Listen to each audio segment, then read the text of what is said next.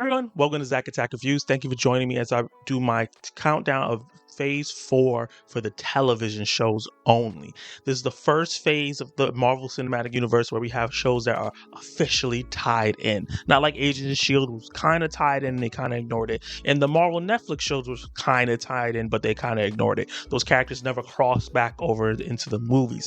Now on Disney Plus, we have these shows that are going to be connecting to the movies that are we already seen it, like WandaVision to Doctor Strange, Falcon and Winter Soldier to Captain America becoming a full-blown character with Sam Wilson and getting his own movie, yada yada yada.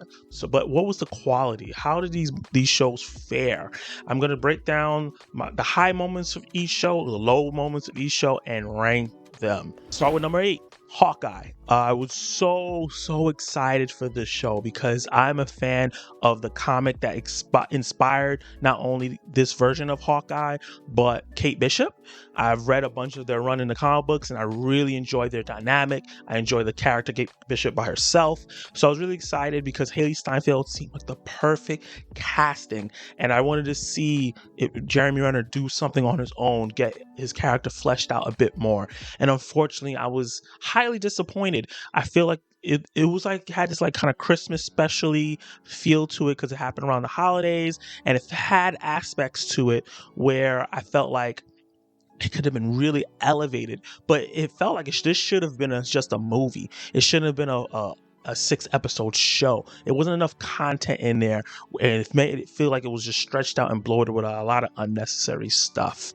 High moments for me was the episode where Clint and Kate try to escape away from Echo. That whole action sequences from when they fight inside that warehouse onto the highway and going through the trees and using different arrows. That's what I wanted from the series, and we never kind of got back to that level of hilarity, seriousness, the drama between the two. Not only did that happen, but we got really great character moments between Kate and Clint, and some character moments as well from Clint.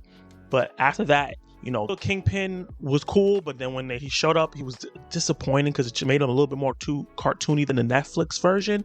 And Yelena was great to see her again because she's one of my favorite new MCU characters, but yeah, they underutilized her as well. So even though I don't think it was a bad show, I just think that it was disappointing and on the low end of all these shows. Let's get into number 7. Another show that I thought could not fail, could not disappoint, Moon Knight.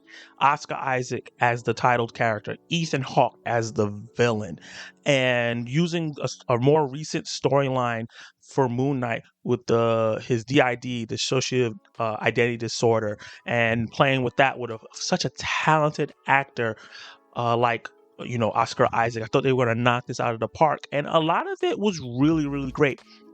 A lot of high concepts in this show that I really, really enjoyed, and so a lot of good character work and acting from Oscar Isaac, but it just felt very unfocused. Ethan Hawke was very disappointing as the villain, and the story was just so over the place, and they didn't focus on the Moon Knight character. Like, he wasn't in the suit a lot of the times. He wasn't doing a lot of his street level stuff that he does in the comics. They try to make it go super big, and I felt like that was a mistake.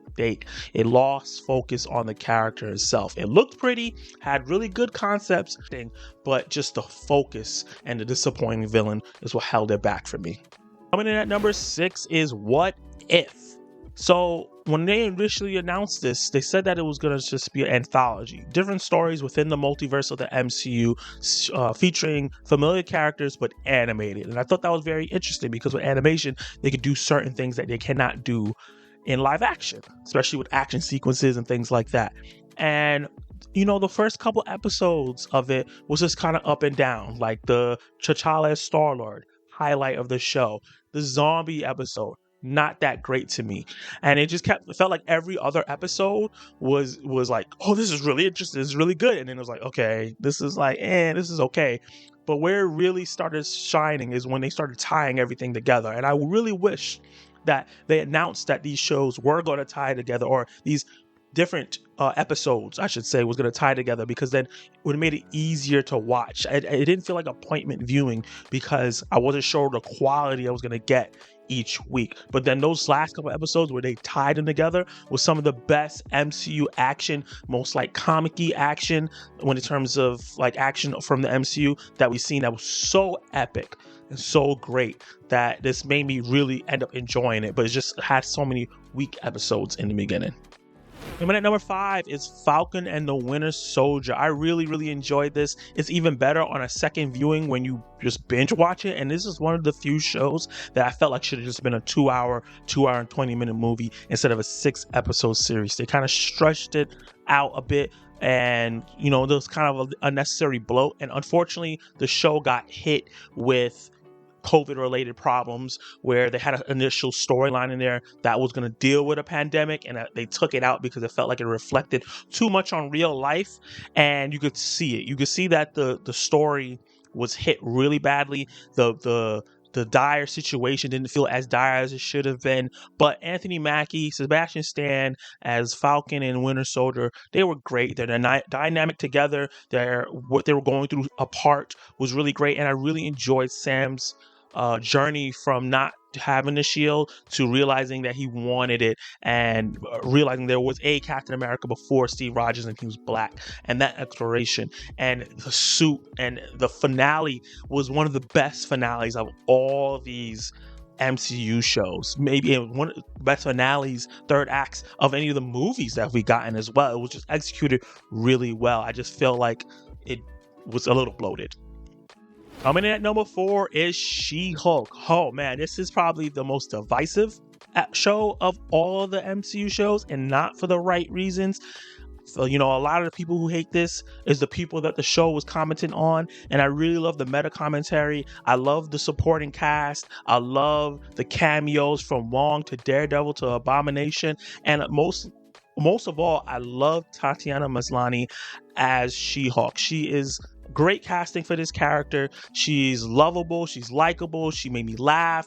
I was convinced at her angry moments, and I really believe that she's going to be a primetime player and character going to the MCU moving forward. So many highlights for me of this show that I watched it weekly and excited to watch it because it was funny to me. It wasn't the best of best sitcom funny, but it put a smile on my face. There were certain episodes that meandered a little bit, and that's the lowlights, but the highs, especially the Daredevil episode, the episode before that when she went to the therapy session, I thought that was hilarious. And then that final epic fourth wall breaking episode of her coming into the real world and seeing the Kevin machine and asking for the X-Men, and how it was just a commentary on how the MCU has been and how they wanted to just do like a typical story for her journey and just ripped it straight out of the comics because she's done that herself.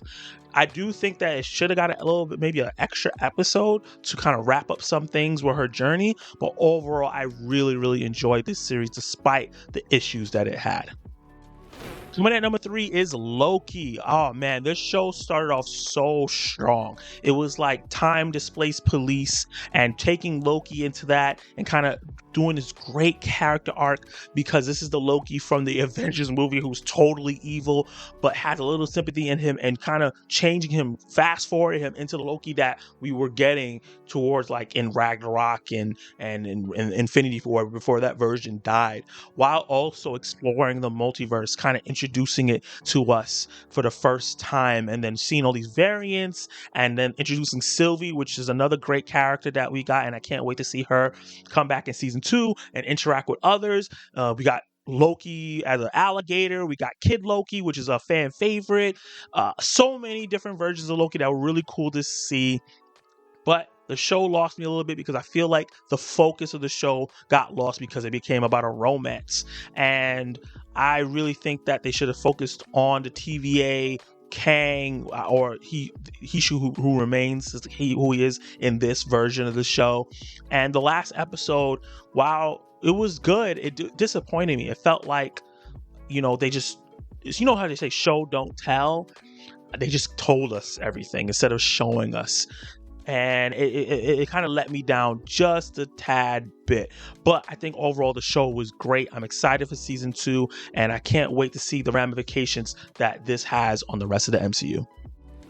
Coming at number 2 is a show that surprised me because when I saw the trailers and I heard that an actress who's not really acted much was playing this character, and I love this character so much, is Miss Marvel. I'm a big fan of like rom-coms and teen dramas and stuff like Never Have I Ever and things like that on Netflix, and it combined that with a superhero show. It felt more like Spider-Man to me than Spider-Man has been feeling, and that's what Kamala Khan really is a Pakistani female version of Peter Parker in a way. That person that wants to be a hero and has to deal with the double life and everything like that. She has all those aspects in there while also dealing with her religion and societal pressures. And they touched on all those things and more in this show. Imani Vellani, just like Tatiana Maslany, is perfect casting as the character because Imani is Kamala Khan in real life. She's adorable. She's charming. You can, even if you don't like the story of the show, you have to love her. She's just such a joy to watch, and the directing from the initial directors were fantastic and some of the most unique stuff that we saw from the MCU in a long time in terms of actual camera movement and everything, the music and how they lit everything and the pop-up bubbles. It was just really, really entertaining, a joy to watch. It's something very different. The only thing that's a low light for the show is the antagonists. If they were a lot stronger, or maybe if we had more episodes, I think that's the curse for a lot of these shows, is the fact that they're either not enough to fill the 6 episodes, or there's so much that needs to be talked about that it's rushed. And I think this is one of those where they had to rush a lot of the character development or space. I just wanted spend time with that family, spend time with more of the villains, maybe go to that other realm that they were talking about. There was so many things that we just didn't get to see because they had to wrap it up in 6 episodes. But overall, I still think it was great. And easily my number 1, I think, is now the gold standard of the MCU in terms of storytelling and how you do a character arc and how you do one of these shows, and it's leagues above the rest. Like I really enjoy all these shows.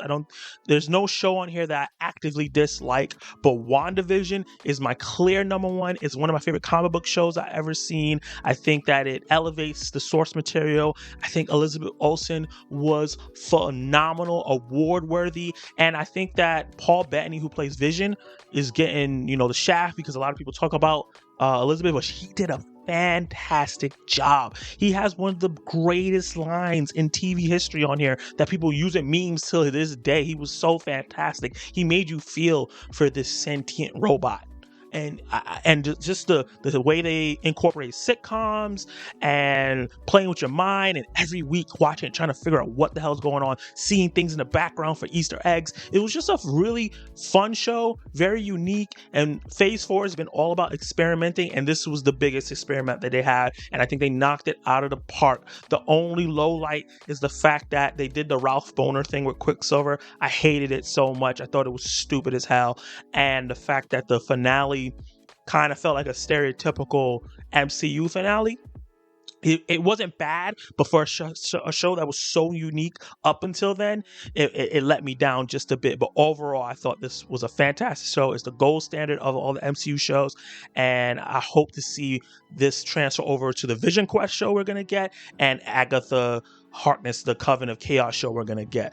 But that's enough of me. Let me know in the comments below, what are your ranking lists for the MCU Phase 4 shows? Did you like my list? Hit that like button if you do. And even if you don't like my list, still hit that like button. Drop all your comments down below. Hit the like button like I said before. Subscribe to my channel and hit that notification bell because I got more reviews, reactions, and ranking lists coming up. I'm going to be ranking all the Phase 4 movies next, so be on the lookout for that. And I have some reviews for some smaller movies, some indie movies coming up too. I don't only just do Marvel, DC, and blockbusters. I love to do the indie stuff too, so look out for reviews for Tar, Decision to Leave, and I should be seeing The Menu soon.